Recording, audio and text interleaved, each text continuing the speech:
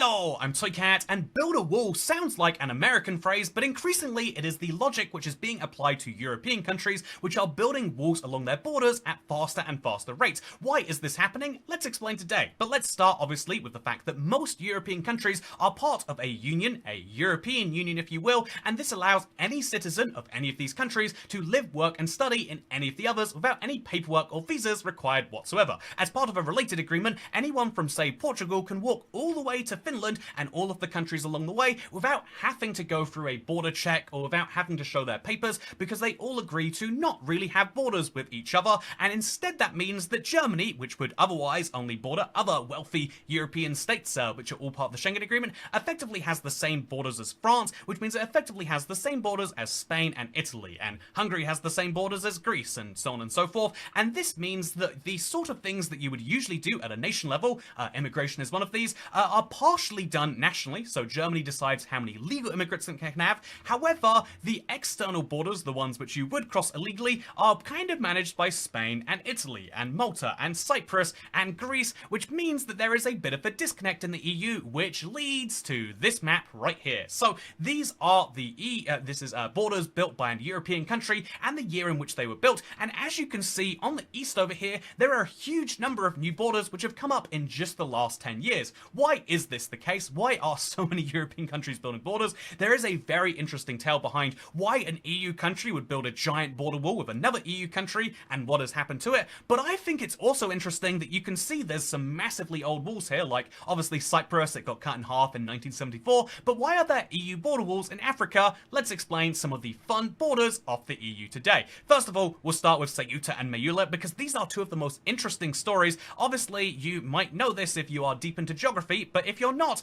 there are parts of Africa which are controlled by Spain. This is Spain right here, this is Ceuta in Spain, and this is Morocco. Why is that the case? Because when Morocco gained independence, it didn't gain full independence of the country, and so there are a couple of exclaves, and these exclaves are heavily guarded. Like you might think I'm understating this, but there's a border wall here, and then there's a trench, and then there's a border wall here, and then there's another border wall here, deliberately designed to make it near unthinkable that you would cross there. However, the incentives to do so are so great that, well, it happens quite a lot anyway. And this is one of the deadliest border crossings in the world, with multiple people dying every single year, because something which has to be mentioned in a video which any amount mentions immigration is that there are obviously three types of immigration. One is legal immigration. You can just, a country can say you can come in if you meet these criteria, and if you meet those criteria, like whether that be wealth, or whether that be qualifications, or whether that be length of your stay, if you meet those requirements, you can come in. The second way is obviously you can immigrate to a country via asylum seeking, or via the refugee status if you will.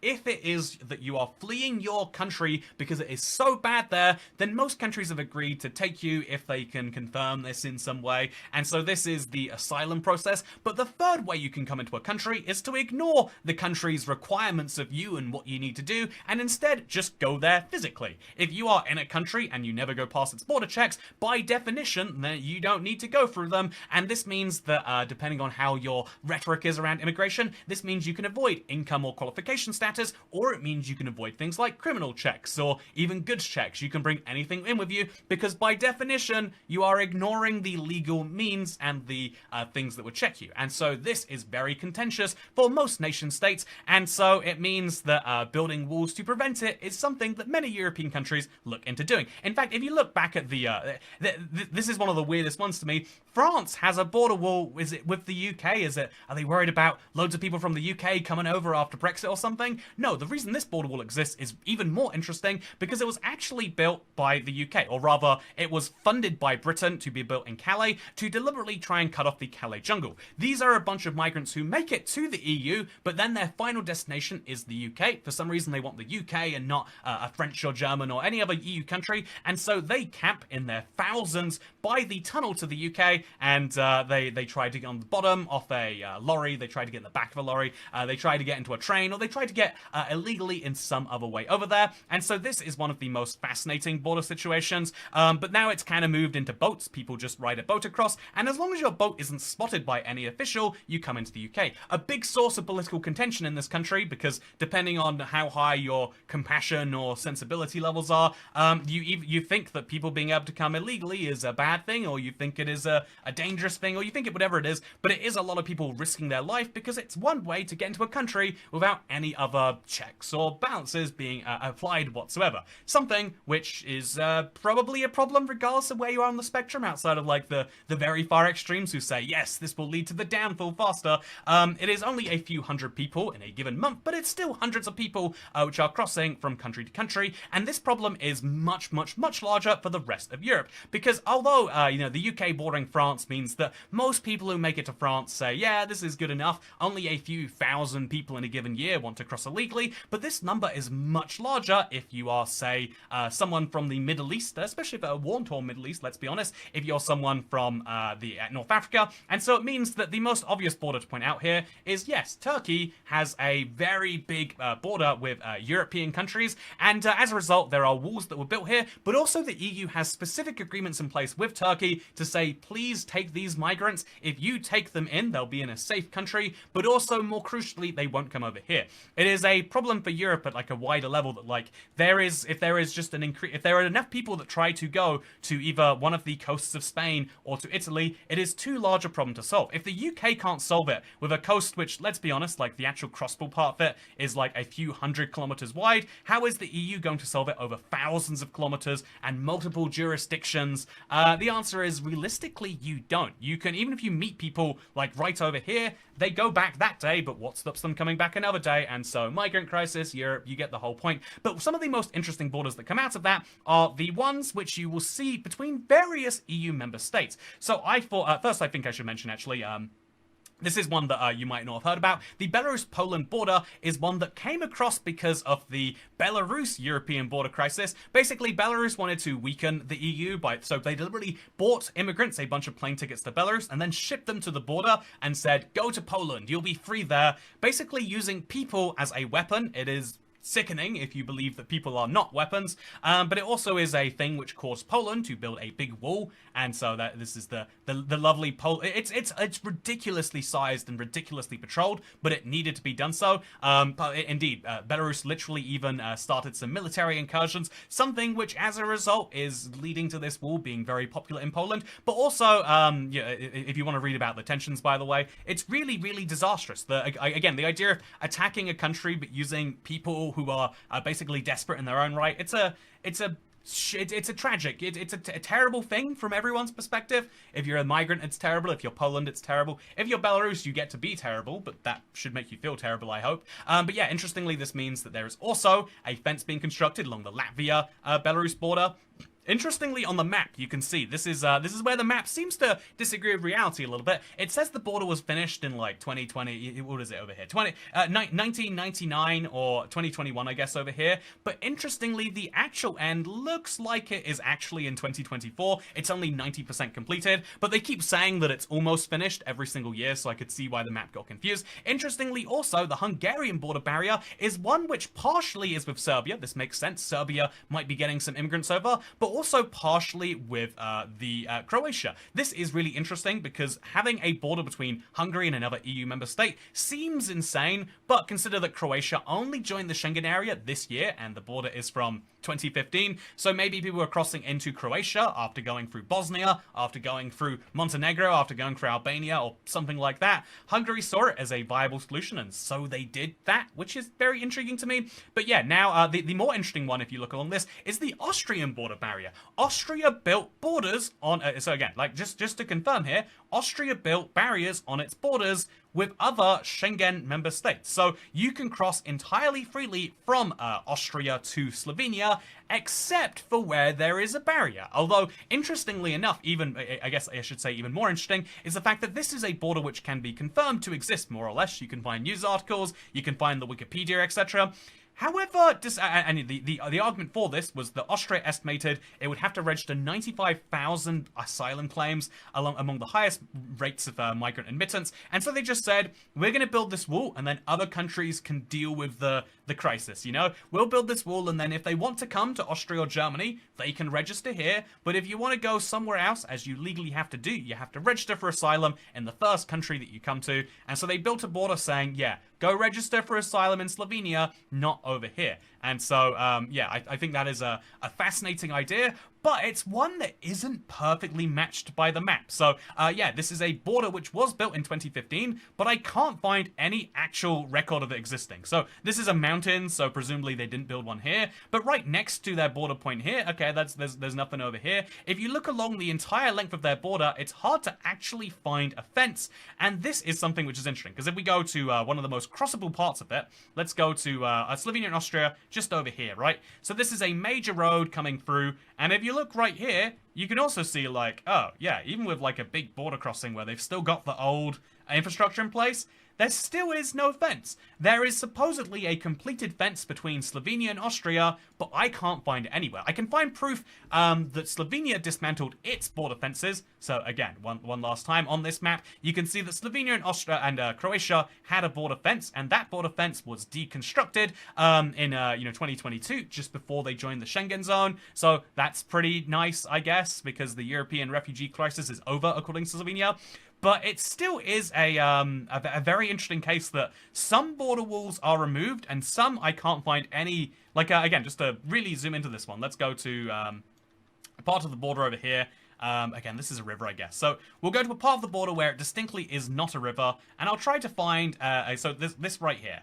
If we go to Zlezensky Zireg, and we look along, you can see there is a fence-looking thing over there, but not on the left here. I mean, I guess actually you could argue this sort of is a fence, although it's crops, it's not a fence. You can see there is something there, but clearly nothing along there. And if it is a fence, it's not a very fortifiable one. You could easily just get out of your car and walk. Or maybe over here we could say the same thing. Like, there are...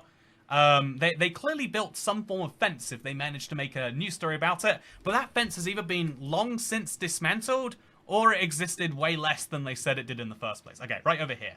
This should surely be where the fence is. Nope, there is no fence over there. Maybe that's a fence out there. The point here is to say is that some of these fences aren't real. They were announced, it's not to say that they're not real in any of that sense, but they're not real in the sense that you can actually do anything with them. So I think at this point it's worth mentioning, why are all these borders being constructed? Because I think that, the actual facts of it are very interesting by themselves, but I think it's always worth coming away from this with a, why is Europe doing that? I thought borders were bad, is what you might say if you're in North America or something like that, where the idea of securing borders is seen as like, ooh, yeah, that's a bit of a alt-right thing or whatever you want to say over there. But actually, I think that one of the most important things, I think the reason that borders and immigration, especially illegal immigration, comes up so often, the reason that Denmark can actually have a left-wing government be successful with anti-immigration measures, despite that seeming like it's against the pale, is because a government really has to provide three things for its citizens. Number one is obviously, it has to have, so a government does three things. It has interactions with other governments. The government of Germany has interactions with the governments of Romania, but also of Mexico and of Chad, etc. A government has to interact with other governments. A government has to do things for its citizens, and you obviously give its citizens responsibilities too. So it taxes you, but also gives you, if you have no job, some money, or it builds you roads and hospitals and all these other things. But the third thing that a government has to do is it has to decide who is a citizen. Some countries are a little more lax about this than others, but no country on earth just says anyone can become a citizen if they just feel like it. The closest you get are places like Ecuador let anyone in, and then later there is a path to residency if you invest your time and your money. Some countries just say your money and not your time, like Malta, for example. But you basically have to invest into a country in some way. You have to give a country a lot for it to say you are one of us now. And the countries that are giving a lot basically have to make that bar a lot higher. Immigrating to the US is the most popular destination in the world because of the high average wages there, but it's also one of the hardest to immigrate to. I can assure you, my process for this was so horrifically long and so expensive, but thousands of people do it every single day. And the reason behind those high bars are basically that they need to have them to not have too many people coming in, right? There is a maximum amount that your infrastructure and your housing and your whatever amounts can take. So long story short, if one of the three fundamental things that a country can do is decide who gets to be a part of them, who gets to be a citizen there, making sure that if you have a lot for your citizens, if your value of citizenship is high, like in the Middle East it's very high, high, but they say, yeah, basically no one can become a citizen. If you're here, you are here at our grace. If you don't have citizenship documents, then you have no rights to anything from us. And also, if you don't pay back a loan, you can't ever leave until you do. You leave our country better than you find it is a horrific rule that they have, and it means that you can live there your whole life but never be a citizen. But it is the rule that they go for as a result of their very generous policies for citizens. And so in Europe, you can either decide to have a low bar for citizens, anyone can come and become a citizen if they want to be, or you can have a high, like gift for, I guess gift is the wrong word, but you can have a high level of generosity for people who do come. And if you decide both at the same time, you will have a supply and demand issue, in my opinion. I don't know what the actual way to square that one is. I feel like Europe is moving in a more market-leaning direction, but it's why if you want to be a left-wing party, if you believe in left-wing values and, welfare and all these sorts of universal programs, you need to say universal for who? Universal for how many people? And I think that's the one thing missing from discourse. This is why there are so many populist parties on the right, which are popular amongst people on the left. They believe that their standards, the things that their government will do for them, are dropping over time. And one of the ways to prevent that is to say, okay, how do we get fewer people in here so the government has to care about me? It seems like a very backwards way,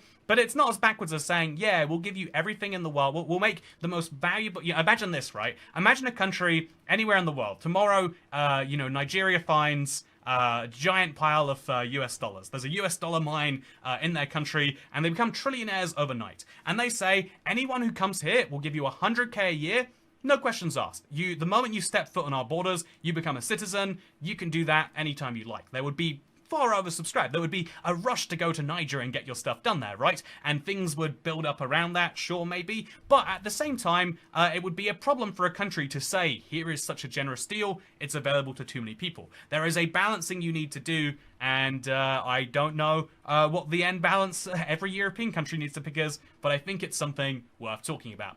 Or maybe I'm entirely wrong, and maybe Europe is, they did get through it, mostly by vibes. Frontex, the EU Border Security Agency, has gone up in power, and there are a lot of border walls being built, but it mostly did sort of go away. I mean, it's still happening in, like, slightly smaller numbers, but yeah, it is something which Europe has to tackle with, and maybe even more crucially, it's something which Europe will have to decide on, should you federalize things like border controls, because right now, every EU country does have to have the same conditions of entry for things like Schengen, but then there are places like, every country can have its own individual, like how you become a resident here and stuff, but once you become a citizen of any country, let's say I become an Irish or an Italian citizen, I become a citizen of all these other countries. Is that an okay thing if some countries are more choosy about citizens and some countries are less? These are questions you have to deal with when you're trying to form a country-like entity, and how the EU does it is going to be interesting to watch, and that's what we're always doing here on this channel. For now though, thank you for watching, hope you enjoyed this video, hope you found it interesting, because I'll see you in the next one. Just kidding, second channel, don't care. Bye.